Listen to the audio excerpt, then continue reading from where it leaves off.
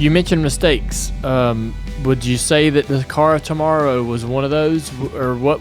When you talk about mistakes that were made, what are some of the things that you think you could have done better, or would like to have seen done differently? The way we did the car of tomorrow was a mistake because we.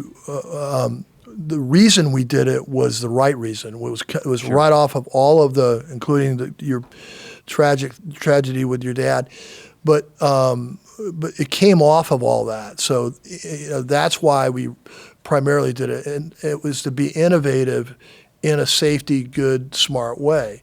But we didn't get the collaboration with the teams that they did the last number of whatever cars are up to now. Yeah. And we were a little cavalier about that. We did a really good job getting safety collaborations, whether it's the Hans device, safer barriers, crush zones in cars, lots of inputs. We had the first safety summit in Indianapolis at the time. And a lot of great things continued. The R&D Center was born from that.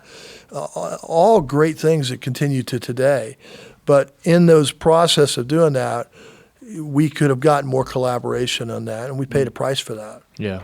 What do you think the price was? I mean, you're talking attendance, TV ratings, all those things? Well, that one was, hey, the cars don't look good. Yeah. Because so my restaurant doesn't even look good. Forget the food. Yeah. I'm going to walk in and I'm not even going to like my seat. So I don't like what they've done. The cars can't keep me driven, so the racing's going to be bad. And you had a number of people saying that. Yeah. So that's a bad headwind for any sport. And going back to what I always say, I'm just trying to get you to not say that.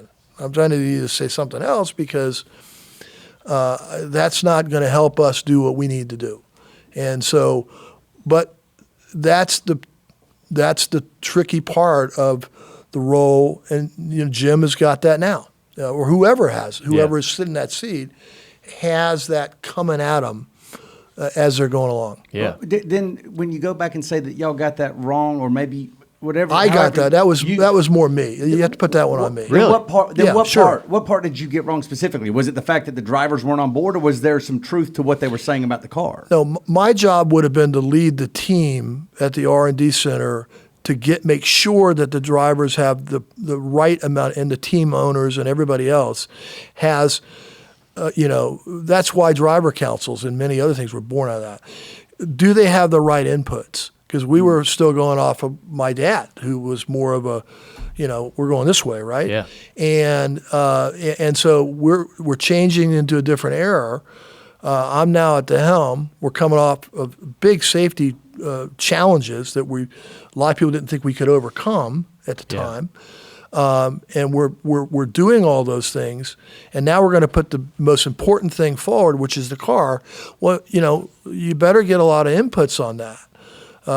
Even though I always say we got to be directionally right. That's number one. And we were directionally right, but in this case, it required more inputs. We didn't get them, and that's on me. That's not on.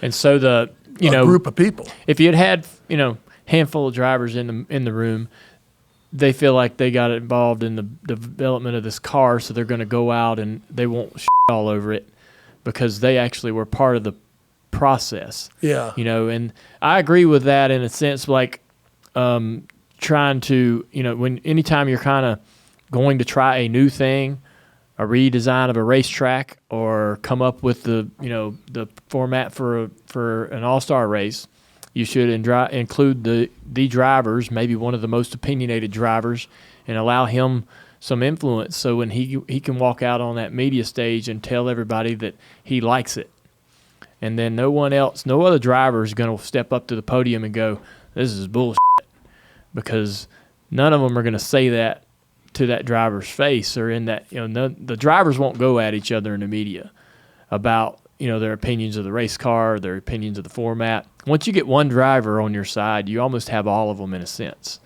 And I feel like you're right about that in terms of, like, if you'd had, I think if you had more collaboration on the COT, it would have probably looked physically different, but also the drivers and everybody would have felt like, even if it did end poorly, they would have had some involvement and responsibility with that, and might not have been so vocal about it negatively. Was you think? I do, but again, what these are the risk things that you do. We didn't have to do a new car at the time. We weren't in a. Now, safety would have told you that you probably need to do that. Yeah. But we didn't have to reinvent it the way we fully did it. Yeah. But that's all part of taking risk, and we're not going to get everything just perfect. And it's also a fragmented industry, and it was then, and it is now. You still have a lot of independent stakeholders, and so getting the right amount of them at the right time, not too much where it slows the process down, but enough to get buy-in. That's not as easy as it looks. Yeah. None of it is as easy as it looks. Yeah. If you like that conversation with Brian France, you can listen to the whole podcast because it's all available on every podcast platform.